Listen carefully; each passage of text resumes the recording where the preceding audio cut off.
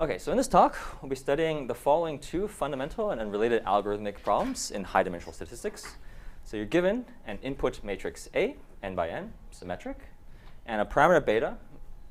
And your goal is to, at least one of the problems, is to sample from the corresponding Gibbs distribution, which is given by as follows. So it has you're looking at distribution over Boolean vectors, plus minus 1 vectors in the hypercube. And the weight corresponding to each vector is given by exponential of a quadratic form. Okay? And then here, the z is just sort of the normalizing constant that makes this into a probability distribution.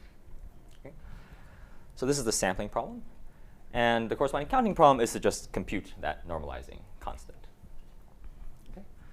So these are called Ising models. And they are originally invented in statistical physics to model magnets. So what you imagine is you have some block of metal that's like you think of it as a magnet.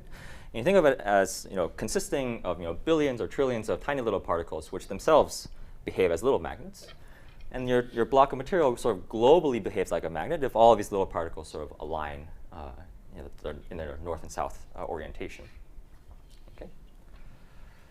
And this is sort of captured in this model here by the following. So if I take this matrix A to be the adjacency matrix of the graph, let's say a lattice like Z2, then what you see is that this thing in the exponential is going to be large if the configuration has a lot of agreements across edges of the graph. Okay, so this distribution is going to encourage agreement. And this parameter beta sort of scales like sort of how much how much you want to sort of optimize what is in the exponential versus how much randomness you want in your distribution, right?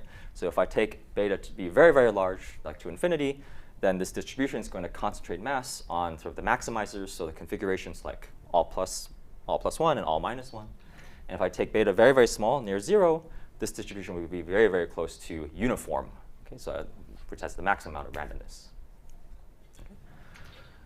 So conceptually, the way you should think about this is, the matrix A here, if you're thinking about from like a physics kind of perspective, you think of A as sort of encoding sort of like the laws of physics, which describe how local constituents, neighboring particles, interact with one another. Okay, and you're looking at how these local interactions sort of give rise to some global properties of a system consisting of many, many such particles. And this parameter beta here, you should think of it as being some kind of like temperature parameter, scaling sort of scaling how strong these interactions are. Okay, but I guess outside of physics, I mean, also mention that sort of Ising models actually have been used quite a lot in computer science, in particular to solve image segmentation and protein folding tasks, at least prior to the recent advancements in deep learning. Okay. So even in like the mid-2000s and maybe early 2010s, they were actually quite, these models were quite common. Now these two tasks really are intimately related, and sort of there are fairly simple reductions that work in many, many settings in which if you have a sampling algorithm, you can always convert it into a counting algorithm and vice versa. This is by, for instance, very classical work by Jerem, Valiant, and Vazirani in like the mid-80s. And these tasks really are fundamental in high-dimensional statistics. So if you can sample, you can then turn this into an algorithm for instance, estimating the marginals of various probabilities of various events, expectations of various functions, et cetera. If I just the classic Monte Carlo method, if I want to compute the number of pi, one way I can do it is I just throw darts in a 1x1 square and count the fraction of points that land in the inscribed circle. Okay, so this is the classic instantiation of that method. And once you can do estimation, you can also solve statistical inference tasks. And also, many sampling algorithms have been turned into optimization algorithms, basically for the reason that I said earlier, which is if I take beta to be very, very, very large, this distribution is going to concentrate mass on configurations that are close to being sort of optimizing this objective function in the exponential. Okay? And so I can run a sampling algorithm to get a configuration that's near optimal. Okay, so this is why I should care about sampling and counting. Now, the key question for us as theoretical computer scientists is like, when are these problems computationally tractable versus intractable? And kind of one of the key insights, a very beautiful insight in this area of research, is that the answer to this question should be intimately related to sort of the study of phase transitions in statistical physics. Okay?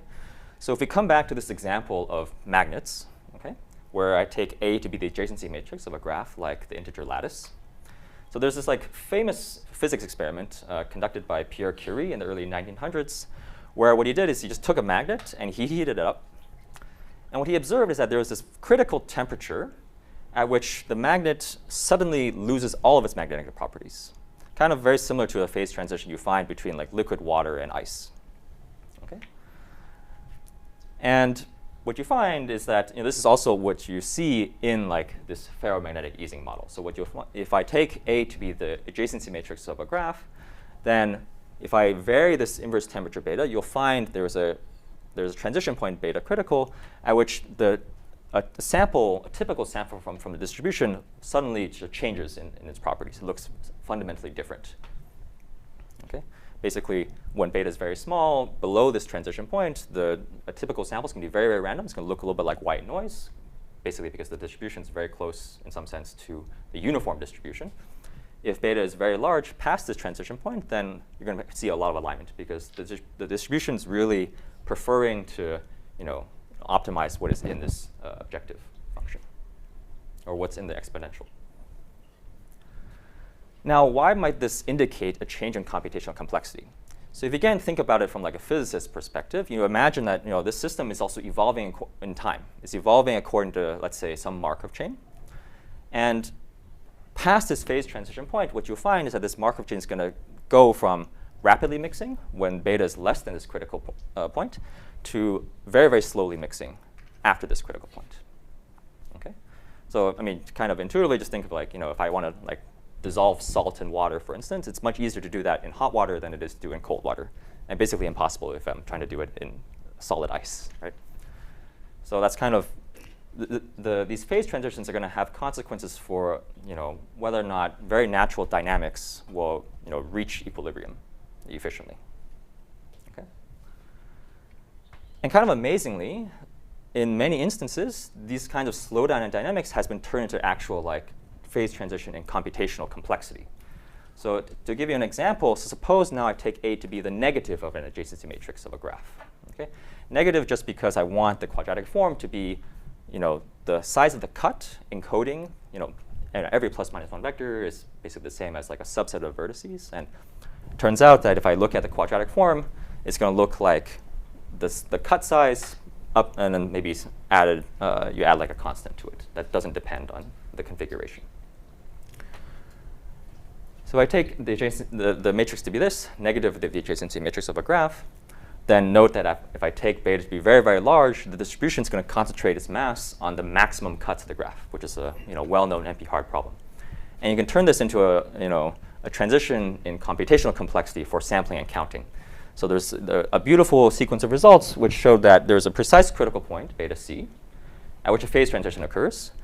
For beta below this critical point, we have all your algorithmic dreams come true. You have nearly linear time sampling algorithms via Markov chains. You have deterministic counting algorithms that are polynomial time, and so on.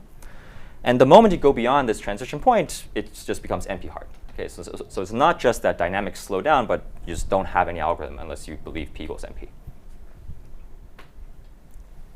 Yeah? When you say polytime solvable, is this max cut? Is this sampling among the max cuts? Is this approximating the number of max? Yeah, so it's sampling from sampling from this distribution or counting, like computing this partition function. So you're sampling. You can think of it as sampling a cut according to this weight. Can you remind how we should interpret beta? So you think of beta as kind of like a temperature parameter. So think of, or maybe inverse temperature. So very large beta, when the distribution is concentrating on the optimizers, think of it as like low temperature. So when you have like a very ordered object. Yeah. It is the icing model with the spin glass. Sorry? Icing model with just one coupling constant, or spin glass with many constants. So we'll get to spin glasses in a moment. For this discussion, it's just easing model. Just easing model, where all the interactions on the edges are just the same. Yeah. Sorry. Yeah. Okay. Right. Maybe I'll re-ask my question. I realized I didn't understand it Okay. before, but now. So is there like a range that beta can take on below the critical threshold, where there's some sort of like meaningful correspondence between max cut and the distribution, or is this only kicks in like long past the? This only kicks in like after the transition okay. point. Yeah. So below this, you should think of the distribution as being very, like the coordinates are like very uncorrelated. Yeah. Okay. So what is exactly NP complete here Okay. in those results? Okay, so the precise statement of the NP completeness is the following. So, okay, the problem statement is I give you the input is any graph of maximum degree delta, and I want you to estimate or that partition function, count or estimate the sum basically. Okay, and this counting problem cannot be solved unless you can solve max cut in polynomial time. Good. More questions? Okay. So in this work, we'll be looking at the case. We're not look at the worst case setting. We'll look at the average case setting, where A is a random matrix, and this is going to be getting towards this comment about spin glasses, which I'll say what a spin glass is in a moment. Okay. So we'll look at the case where A is random. Okay. And kind of the basic, TCS motivation here is just, what about average case complexity? Can we go beyond worst case analysis? Do these thresholds move if I have, if A is random, basically? Okay. But beyond this, there are actually two other motivations. One, again, coming from statistics. So if you know a bit of Bayesian statistics, you know that if you're trying to infer a signal typically you model as being drawn according to some prior distribution. And then you observe some data, and then you try to, given that data, infer what that signal was. Now, the distribution of the signal conditioned on the observed data is, this is the posterior distribution. This is a random probability distribution, right? And we would like to be able to sample from that. So random high-dimensional probability distributions also come up very naturally in statistics. And finally, third motivation again is coming from physics. Okay, so this is where physicists use these kinds of random models to model materials that are like inhomogeneous, maybe that contain like a mixture of materials. Okay, and this is like sort of some of the basic models here are called like spin glasses. Okay, although I probably won't use the word spin glass like too much here. Okay, so in case it's not obvious, I'm like definitely not a physicist here. Okay, but let me briefly explain sort of like what like the caricature I have in my mind of like why a random matrix is like natural to think of when you're like modeling inhomogeneous materials.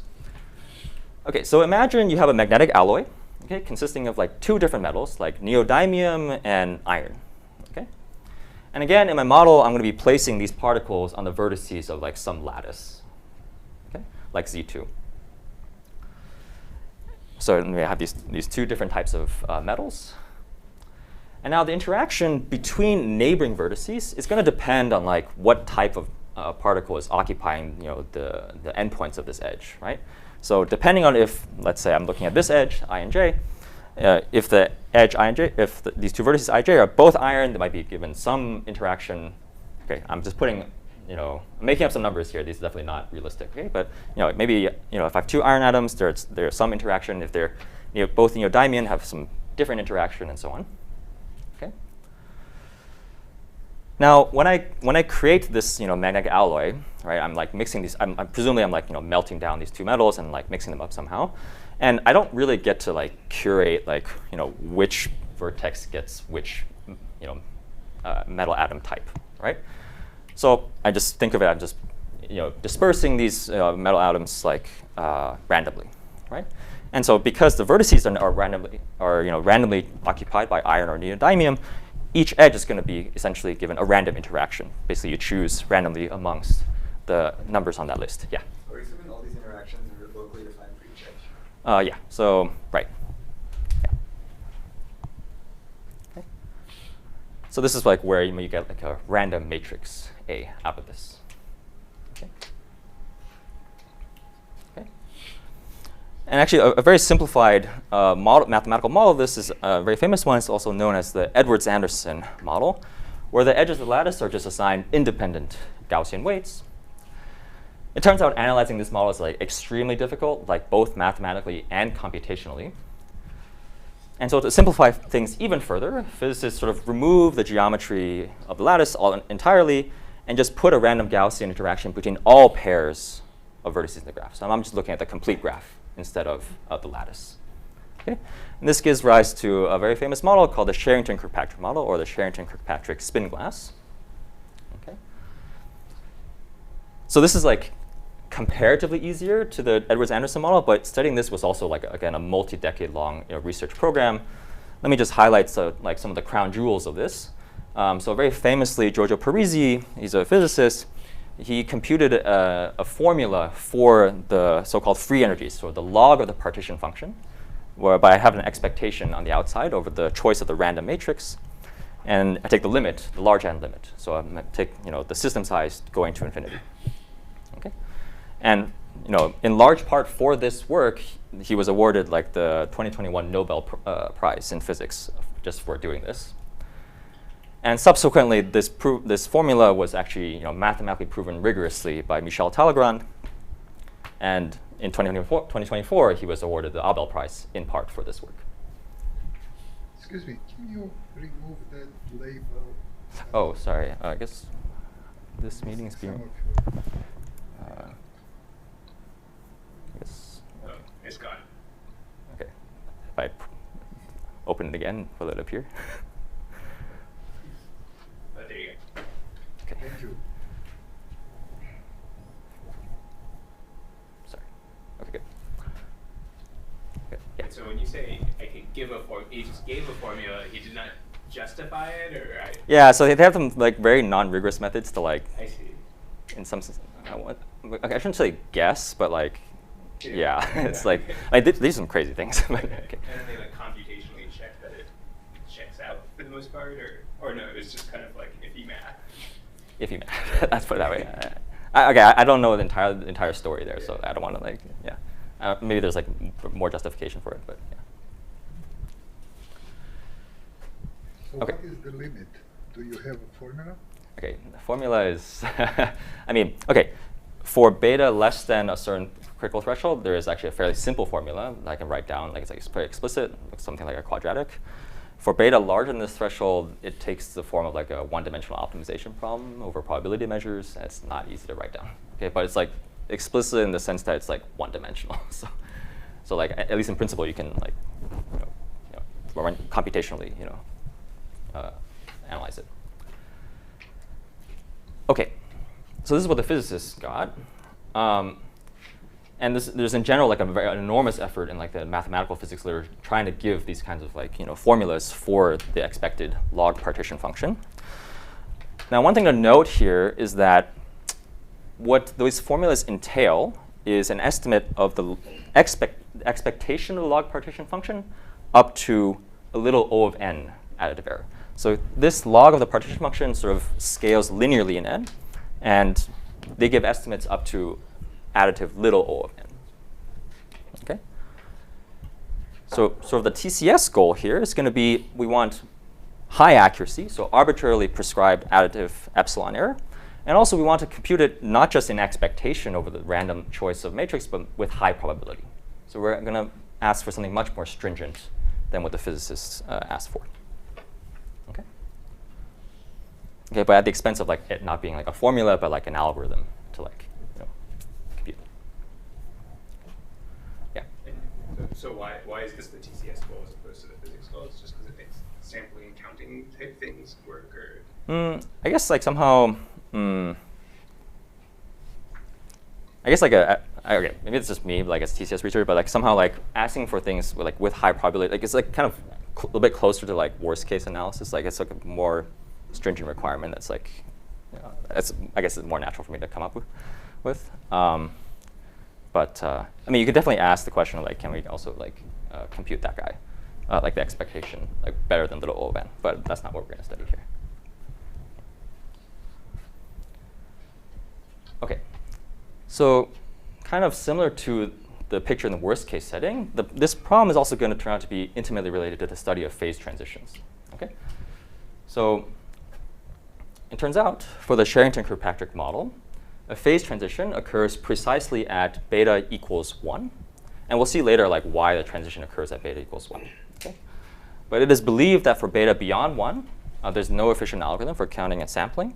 And there's some like preliminary evidence like in favor of this. And then for beta less than 1, it is conjectured that a very simple local Markov chain called Glauber dynamics will actually just solve the sampling problem for you, like in polynomial time or maybe even nearly linear time. Okay, and that will also yield an efficient algorithm for counting. Okay. So, but that sort of remains like an outstanding open problem as of now. There was spectacular progress that was made on this problem in 2019, where rapid mixing was shown up to a lower constant, a quarter. And this has since been sort of improved slightly to 0.295. If you relax sort of what you want out of the sampling algorithm to just little O of n transportation distance instead of arbitrarily small total variation distance, you can actually get up to the critical threshold using a different algorithm that's non-Markov chain based. But that kind of sampling algorithm is not enough to get like a counting algorithm out of it. Okay. And let me also just mention that there has been also a recent flurry of results for like related models with higher order interactions. Basically, instead of a degree 2 thing in the exponential, you have a degree p polynomial with random coefficients. Okay. But kind of the key open question here still is whether or not we can get efficient counting and sampling up to this critical threshold with high probability. Okay. And so that brings us to our main result. Okay, so we give the first quasi-polynomial time algorithm for solving the counting problem all the way up to the phase transition threshold. Okay. And notably, our algorithm actually works also for complex values of beta, as long as the magnitude of beta as a complex number is less than 1. Okay. And I guess the theorem is like only slightly informal because sort of the constant in the big O does depend on how close beta is to like the boundary of this circle, to 1, basically. Okay, so as I mentioned earlier, this is sharp in the sense that the phase transition occurs at beta equals 1, and it is believed that there's no efficient counting and sampling algorithm beyond beta equals 1. We also have analogous results for these mixed p-spin models where we sort of replace the quadratic form by a higher order, like a degree p polynomial with random Gaussian coefficients. All we need for our results to work is something called like the second moment condition, which basically says that the partition function as a random variable sort of concentrates. Okay. And this is actually slightly surprising. This is a bit of a technical point. This is slightly surprising because for these models with higher order interactions, we're able to get quasi-polynomial time counting even for ranges of beta for which sampling is believed to be impossible. So actually for this problem, the reduction between counting and sampling is actually, we don't know how to do it. Okay, so we can actually, so we can reduce counting to sampling, but we can't do it the other way around. Okay, so our algorithm for counting does not yield an efficient algorithm for sampling. Okay, and I guess efficient here is quasi, not actual polynomial time. Okay, questions about the main result? Yeah. Is there a dependency on how close beta is? Yeah. So that's why it's informal. The big O hides the dependence on how close beta is to 1. It's just 1 over 1 minus beta. And yeah, I just didn't want to write it because it's kind of complicated. Yeah. Sorry you said this. Is there hardness for quasi-polynomial or conjectured hardness for quasi-polynomial beyond beta equals 1? I think that is believed, but we don't. Yeah, it's hard to prove like hardness in the average case, but yeah, I think it's believed.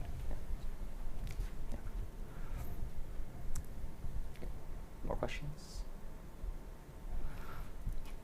Okay. So the algorithm I can actually state quite simply at a very high level. Basically, what we do is we look at the logarithm of the partition function, and then we sort of expand its Taylor series around 0, and we chop off the Taylor series at logarithmically many terms. Okay, and this is something known as sort of Barbanach's interpolation method. He used it famously to compute permanence of matrices in quasi-polynomial time.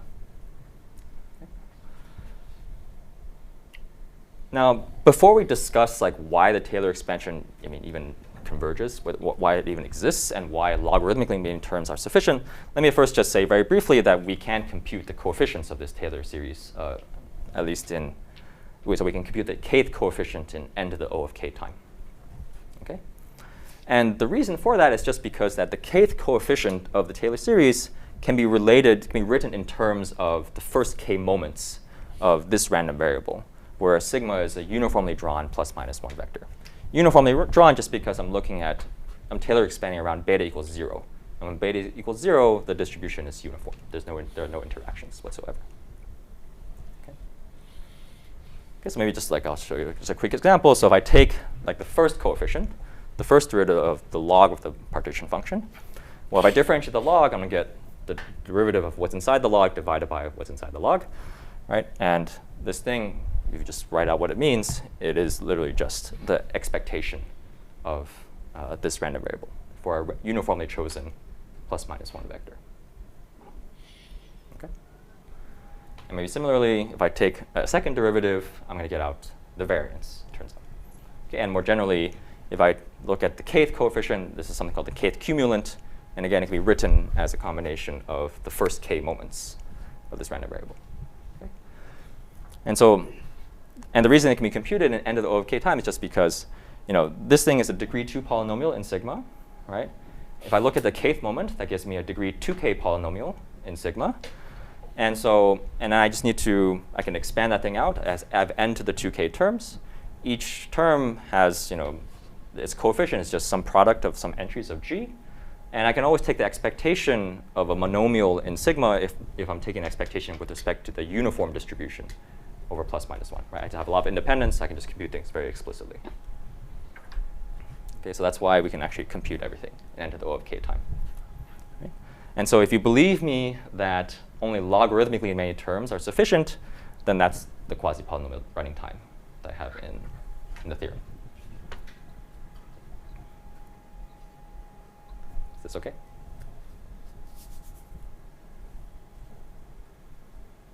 OK. OK, good. So now this gets sort of the key point and the key thing that we're going to discuss in the rest of the talk, which is, you know, why does this Taylor series even converge at all, and why is it that we can truncate to logarithmically many terms?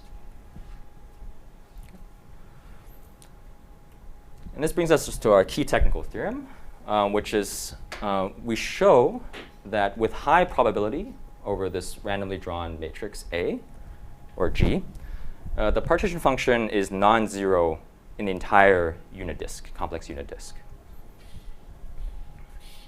Okay, so I guess here are two samples of the partition function for n is equal to 18. So here, sort of the intensity of the color is sort of corresponds to the magnitude of, you know, the partition function as a complex number, with black meaning 0. So basically, these points here, these black points, are all the zeros.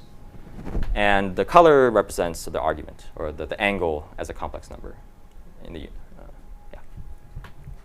Okay, so I guess you'll see, at least in this small scale sample, or small scale simulation, like there are no zeros indeed in this unit circle. Okay. I guess let me also say that, like, okay, so here, maybe you're all familiar with like studying zeros of polynomials. Here we don't have a polynomial. We have some just generic analytic function. But it turns out, you know, analytic functions have a nice property that on any compact set, it only has finitely many zeros. Okay, so like, it kind of like makes sense to study. Actually, it makes sense to study it even if that weren't true. But okay. Yeah. Okay. Okay. So maybe first let me say, like, why is like zero freeness relevant here? So maybe let's just look at a couple simple examples. So suppose I want to look at log of a linear form. So let's say some constant r minus z. Okay. Okay, so it has this Taylor series, right? And this Taylor series is only going to converge, at least absolutely, only if z has magnitude smaller than that of r, right? And r is like basically the only zero of the polynomial inside the logarithm. Right? So basically, the presence of zeros determines like the radius of convergence for this power series.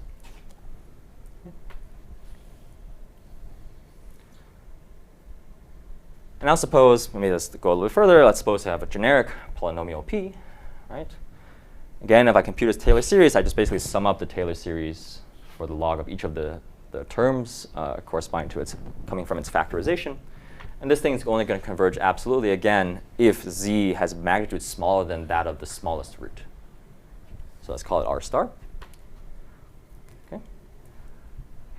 Okay, so this is why zero freeness is related to convergence of the Taylor series. Now let's see like why logarithmically many terms is sufficient. So suppose I want to truncate the Taylor series at some degree d. I want to bound the error of the truncation, right? So the error is just all the terms of the series after degree d, right? And to bound that quantity, I mean, I can just maybe do triangle inequality. I can push the absolute value inside the sum. And now I can do something very simple. I have n terms here, so I just put an n out there. I can pull out 1 over d plus 1 just to simplify this 1 over k term. And now I replace each of these, z over r to the k just by z over the smallest root to the k, right?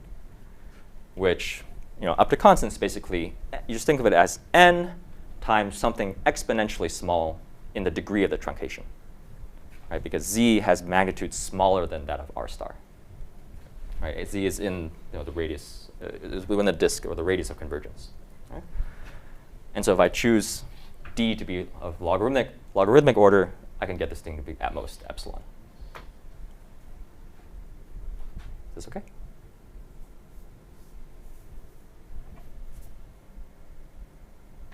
Yeah, feel free to, if I'm going too fast, just let me know.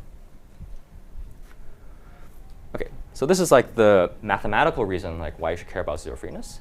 But actually, you should also care about zero freeness from the sort of the physics perspective. So there's this very seminal, very beautiful idea due to Li and Yang from the mid-50s. Their idea was basically that you can actually also detect phase transitions through the presence of zeros. Okay? And the idea is just the following. So we know, as we saw earlier, when I did the example with like the first coefficient of the Taylor series, that basically the log of the partition function sort of encodes many physical observables of your system, right? So if I, for instance, take the first derivative of the log partition function, that's going to give me sort of the typical energy of the expected energy of a randomly drawn configuration from the Gibbs distribution. Okay. Now, what is a phase transition? A phase transition occurs. What that means is like you have some observable that's going to change very drastically, even when you only perturb beta in a neighborhood of like some special point, beta c, right? That's what it means to have for there to be a phase transition. And this can only happen if basically log z is like changing very, very rapidly in a neighborhood of this beta c. And that's only going to happen if there's a zero nearby, right? If there's a zero nearby, then basically log z and all of its derivatives are just exploding to infinity, right? So that's basically why like zeros come up in the study of phase transitions. Okay? So kind of the picture I have in my head is that for any finite n, I have some smooth function on the real axis, but I might have some zero that's just like a little bit off of the zero of this real axis. And as I take n to infinity, as I take sort of like imagine I truncate the lattice and I take the lattice to infinity, these zeros like might approach some special point on the real axis, and that's going to be where this phase transition occurs. Okay. Questions about the connection between zeros and phase transitions?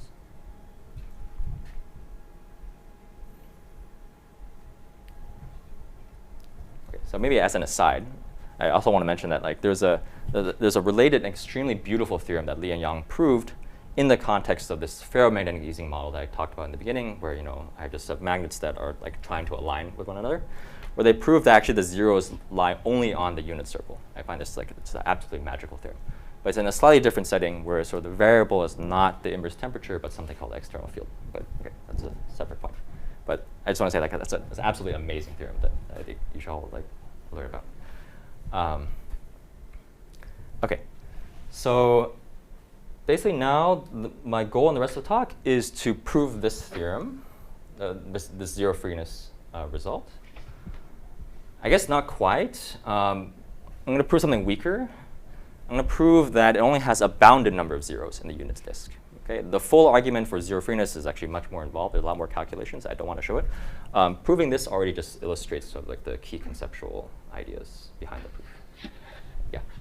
You alluded to this earlier in your result, but like the dependence on beta in the final vector you give, yeah. You can read that off of what you showed us earlier when you're truncating that, like, oh. Yeah, so here. It's sort of like, well, right, so z is not arbitrarily close to r star.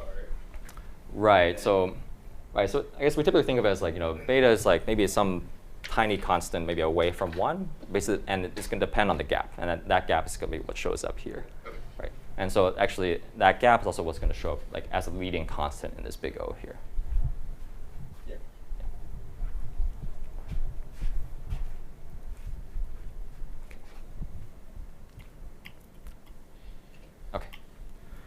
Okay, so the main result is zero freeness. For simplicity, we're just going to prove a weaker statement, which is just there are only a bounded number of zeros, okay, independent of n. And also, not with high probability, but with like very, very large constant probability. So like 1 minus little delta for any delta that you want. Okay. Okay. And the key tool that we're going to use to make this work is this very beautiful identity from complex analysis known as Jensen's formula. Okay? So it states that if you have any univariate analytic function that is non-zero at 0, then if I sum up the zeros of f of these weights, it turns out it has a very nice closed form expression in terms of like the expectation of the log, the magnitude of this function f. Okay.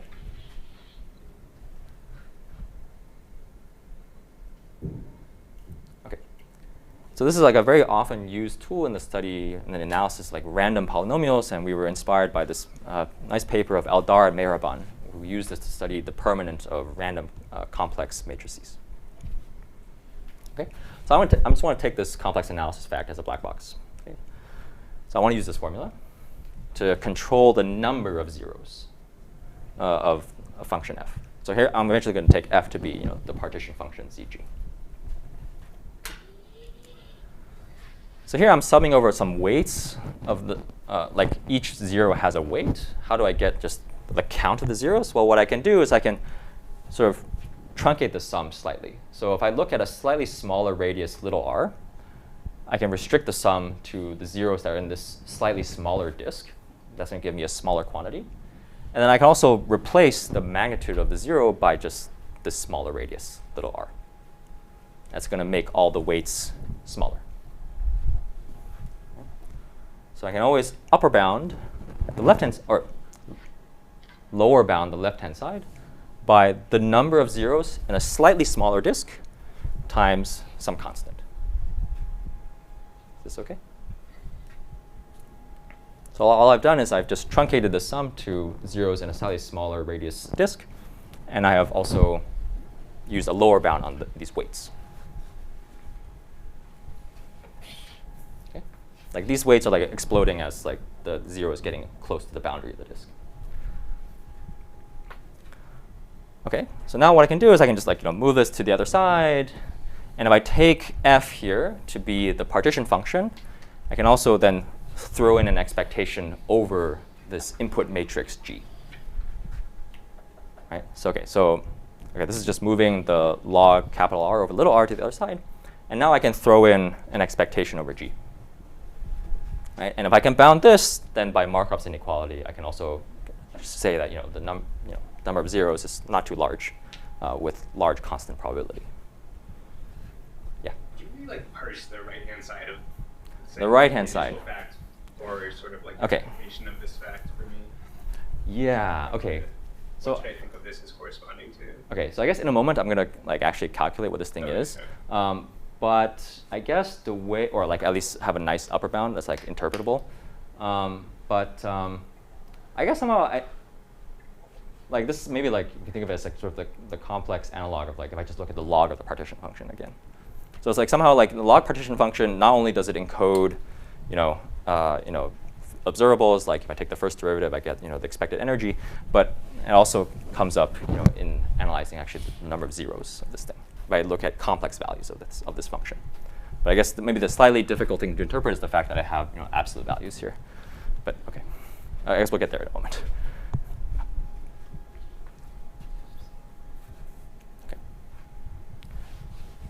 Okay, so let me just like wrap this into like a slightly better statement because I'm going to need to instantiate the little r and capital R. Okay, so from basically what I've just shown you here, we get the following corollary, okay, which is that if I set capital R to be some like 1 minus like say some little constant eta divided by 2, little r to be 1 minus eta, then I get the following. So the expected number of zeros in this slightly smaller disk of radius 1 minus eta is upper bounded by a constant depending on eta times now an expectation over G of this funny looking expression, which I will try to interpret in a moment for you. Okay, so right now I know like this expression looks kind of intimidating, but I'm going to massage it to like make it nicer. Okay. Okay. So one way to make it nicer is, okay, I don't like absolute values of complex numbers. I like absolute values squared. So I'm going to put a square everywhere, and at the cost of like putting a factor of 1/2 in front. That's OK, because I have logarithms everywhere. Perhaps what will be more important for us is I'm going to now use Jensen's inequality to push the expectation over g into the logarithm. Okay, so I have Jensen's formula and Jensen's inequality, and use both of them. Okay, so now I have this thing. Okay, so expectation over g inside the logarithm. Okay, and that's going to sort of vastly simplify like what this expression here is. Okay. So our goal now, in order to establish this claim that there are only a bounded number of zeros, all that remains to show is that this orange quantity here is bounded by a constant. Again, because then I can apply Markov's inequality because I have a bound on the expected number of zeros. Okay. So for the rest of the talk, we're remaining 5 minutes, 10 minutes. You can go until the hour. OK. Yeah. Sounds good. So in the remainder of the talk, now we're just going to bound this orange quantity here. And I just wanted to bound it by a constant that depends only on the radius that I'm looking at. Okay, so there's going to be no factors of n whatsoever here. Okay. Everyone on board? OK. Sorry, where does the small r? Sorry, yeah. So say again. Where's the small r? Yeah. So small. Oh, sorry. Yeah. So this is small r here. Yes. Oh, and I'm going to bound it by something that depends on big R. But they're like very close to each other. Yeah. Okay. I just want to bound this thing. Oh, sorry. So like if I forget about like the normalizing by the value at 0, it's like you're thinking about the expectation of like a random direction. Yeah. The log of the normalizing constant. Log of the normal. Yeah, that's right. Basically. Yes. Which I don't know how to think about. Yeah, it is a bit tricky to think about, and there's going to be like because now like when I put a complex input, it's going to be a complex number, and there's going to be like a bunch of cancellations when I do this integration, and that's going to be actually important here. But yeah, I guess I'll compute for you like what this thing is basically, and hopefully that will like at least make it seem less scary. I mean, it's a bit difficult to like give like an intuitive like what this thing is, but okay. Hopefully, like, okay, maybe you can tell me. Okay, okay, never mind. Okay. I'll watch the last 10 minutes of it. No worries. Yeah. See ya. Okay. So I just want to now bound this orange quantity here. Okay. So okay. So now begins sort of the slightly calculation heavy part of the talk. But again, the calculation is actually relatively simple and straightforward. So I want to bound this orange thing by a constant depending only on the radius capital R. Okay, and basically this calculations we're just gonna use over and over again like Gaussian moment generating function, independence of the entries of G and so on, and okay, that's basically it. Okay, so let's first look at what's inside the logarithm. Okay, so let me just fix some beta to be any complex number. It could be it'll be this capital R e to the I theta. Okay? And I want to compute what's inside this thing, inside the logarithm. Okay? So the first observation is that, okay, what is ZG of 0? 0 is like, okay, I have no interactions, beta is 0, right? And so ZG of 0 is just 2 to the n, right? The counting problem is trivial to solve when beta is equal to 0, right? Every configuration has a uniform weight. Okay, and ZG of beta is now is again the sum over all configurations, right? So I can actually think of this ratio here as another expectation, as an expectation over 2 independently drawn, uniformly random ±1 configurations of now the corresponding weight, defining this Gibbs distribution, right? And here I have beta for tau, and I have beta bar just because I'm looking at the magnitude of complex number. Okay, so I put a conjugate for the beta here. Okay, so again here, tau and sigma, they're independent, uniformly drawn ±1 vectors.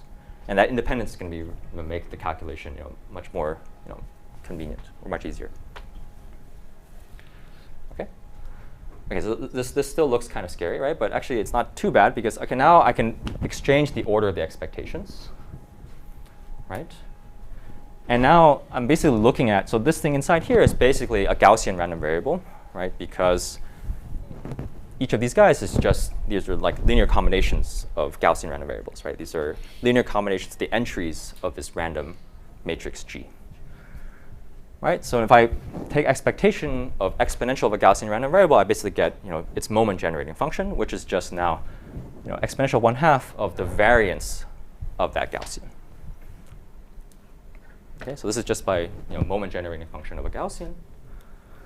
And again, now because the entries of G are independent Gaussians, I can compute this variance very explicitly. Okay, so a very direct calculation, which I won't go through, is going to give me this following expression. There's going to be some constant that doesn't depend on anything, and something that depends on how correlated these two configurations, tau and sigma, are.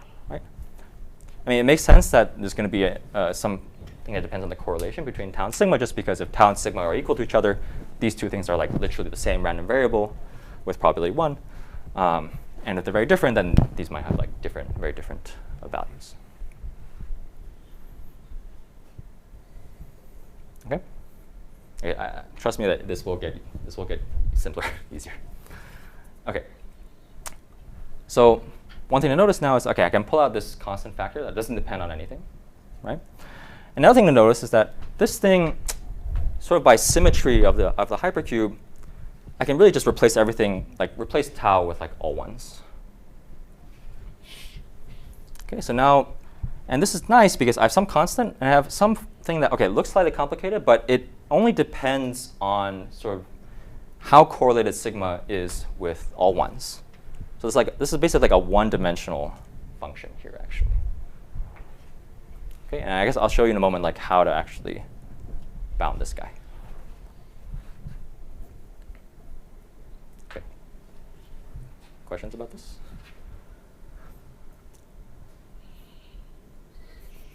Okay. So beta is changing. Oh, I mean, if you put the E phi to E theta to yeah, right. Right, so I'll have r squared and then like real part of e to the 2i theta.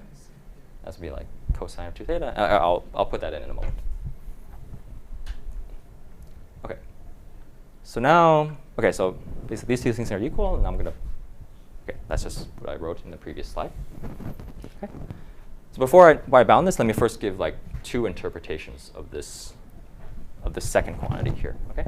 So the first interpretation, that this is just the second moment of this random variable zg of beta. Okay, second moment meaning like expectation of the square of the random variable divided by the square of the expectation, right? Like if this thing is bounded by a constant, that means my random variable is well concentrated by like Chebyshev's inequality. Okay. Perhaps another way to interpret this quantity is as the partition function of a much simpler model, the ferromagnetic Ising model on the complete graph, or the Curie-Weiss model. So this is basically the model I discussed in like the very first slide of the talk, where I take the interaction matrix A to be the adjacency matrix of a graph. And here, the adjacency matrix, the graph is just the complete graph. Okay? And this is like a very, very well-studied model. Again, sort of this model, it's nice because, again, sort of everything only depends on like basically like one variable, basically. Okay, like how correlated sigma is with all ones.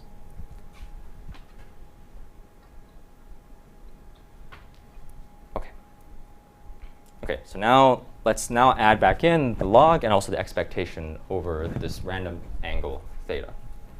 Okay, so now if this is just writing out what I had earlier, but now applying the log and everything. Okay, so basically these two terms separate because I apply a logarithm. This term is nice because it actually doesn't depend on the angle whatsoever, right? It only depends on the magnitude.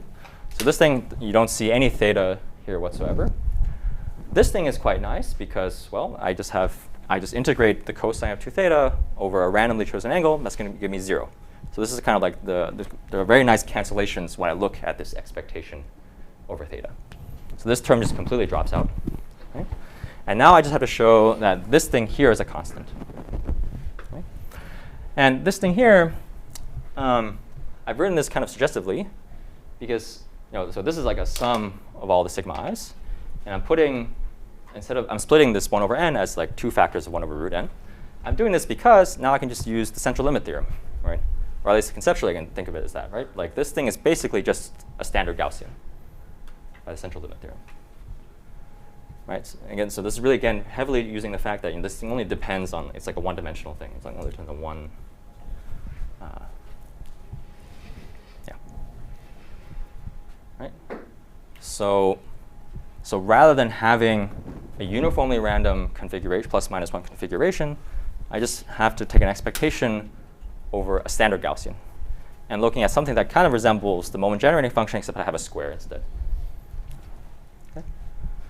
And actually, this thing here, g squared, it also has a, it's a well-known distribution. It's called the chi-square distribution. And you can, this thing is explicit. Right? It's actually just equal to the following quantity. Okay? So basically, this is also where you see like where this phase transition occurs at beta equals 1. This is the threshold at which this partition function zg stops concentrating. Okay, and it also is the phase transition for this ferromagnetic Ising model on the complete graph, this Curie-Weiss model. Okay, and also like let me also say like this approximation can be made rigorously into an upper bound.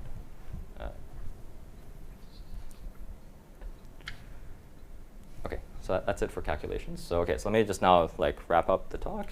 Let me just briefly summarize what we saw. So we saw, so there is a quasi-polynomial time algorithm for computing the partition function of the Sherrington-Kirkpatrick spin glass all the way up to this critical threshold of 1. And this algorithm proceeds by looking at truncating the Taylor series of the logarithm of the partition function to logarithmically many terms, and then computing the coefficients via brute force. And the fact that this Taylor series converges at all, and the fact that it's OK to truncate the logarithmically many terms, is because this partition function is zero-free in the unit disk with high probability. And this is sort of our main technical theorem. And this is proved using a combination of this, this Jensen's formula from complex analysis and the second moment method, basically. So let me now just wrap up with some future directions and open problems. So the first obvious question is, can you actually get a polynomial time algorithm, not quasi-polynomial, for counting and sampling all the way up to this critical threshold?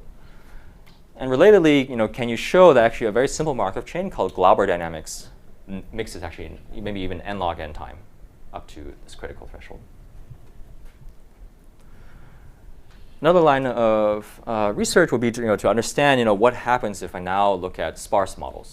So rather than looking at the complete graph, what if I have a random error-Schrödinger graph with constant average degree, or a random deregular graph?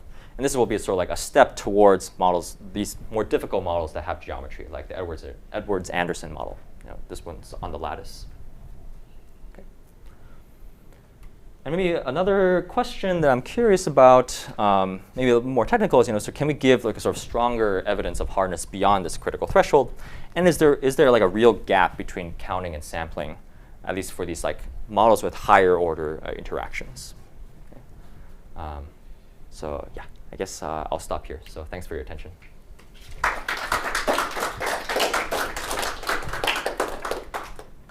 there any questions for Clifford? So I worked on the Ising spin model, and I have some NP complete results. You have some, say again? Some NP complete results. NP complete results, okay. They are, of course, worst case results. So it was a spin model with 2 or 3 coupling constants. Okay. And when I talked to Mr. Parisi, he said he wants a proof on average case. You want an average case, okay. About hardness. Yeah. So what do you know about results on, of course, the problem I study is finding the ground state. So it's different than the problems you're looking, but you are very deep into the icing. I'm asking if you have any references on similar results for average case. For hardness. For hardness. I think basically nothing even close to like NP completeness is known. Okay, it's like there are like classes of algorithms that have been ruled out, but I mean, like those classes of algorithms, as far as I'm aware, don't even capture like running Glauber dynamics for like a linear number of steps. So it's not like I wouldn't say it's like representative or in any sense. So it's like very, very preliminary evidence. I can send you a reference for that, but unfortunately, I'd love to talk to you a little bit maybe in the afternoon if sure. you have time. Yeah, we'd love to. So the key question is max cut with average complexity. So what do we know about this? Are there results? Max cut with average case complexity. Yeah, I'm not as familiar with the ground state complexity, ground state problem complexity as much as I would like to, but yeah, maybe we can discuss offline. Yeah, another type of result that I obtained, not sure if you're interested in, but is about proving NP completeness for, of course, the 3D icing model on every lattice. On every lattice. So it's NP complete regardless of which lattice you pick in 3D. So do you have interest in your results to go beyond cubic or 2D grid lattices? Maybe the problem becomes tractable? Sure, I'd be absolutely, yeah, I'm definitely curious about that. That would be interesting. Yeah, we'd love to talk about it. Let's thank Kuikui again.